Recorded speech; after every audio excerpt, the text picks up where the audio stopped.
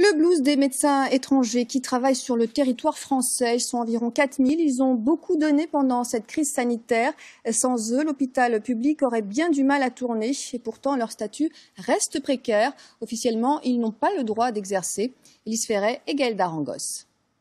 Il est présent 60 heures par semaine, de jour comme de nuit, au chevet des patients. Et pourtant, Caïs est rémunéré moitié moins que les autres médecins. Le docteur diplômé en Tunisie renouvelle son visa de travail au rythme de ses contrats précaires. On a toujours des contrats de CDD renouvelables tous les 6 mois, pas de prime, pas d'heures supplémentaires, pas de vacances comme nos collègues. Du coup, on est obligé d'enchaîner des astreintes les week-ends, de faire des gardes de nuit pour améliorer notre rémunération. Comme Caïs, au sein de son département, la réanimation, un médecin sur 2 a suivi une formation hors Union européenne. À l'hôpital de Montfermeil, il représente presque 50% de l'effectif global.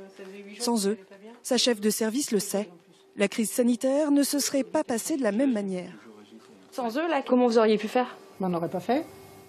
On n'aurait pas ouvert d'autres lits et on n'aurait pas doublé notre liste de garde. Donc je pense que les malades auraient été transférés de façon beaucoup plus massive. Et puis, en étant tous un peu comme ça, je pense qu'il y aurait probablement eu des gens qui n'auraient pas eu accès à la réanimation.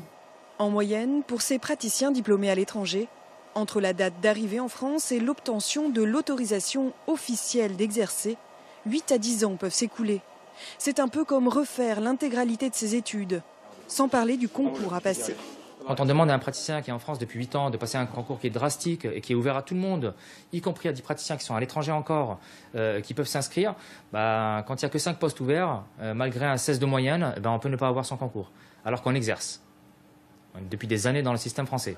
Début avril, 13 praticiens ont adressé une lettre ouverte au Premier ministre pour obtenir l'intégration de ces professionnels engagés dans la lutte contre la pandémie. La loi santé votée l'année dernière permettrait la régularisation de ces soignants en activité en France, mais le décret d'application n'est toujours pas publié.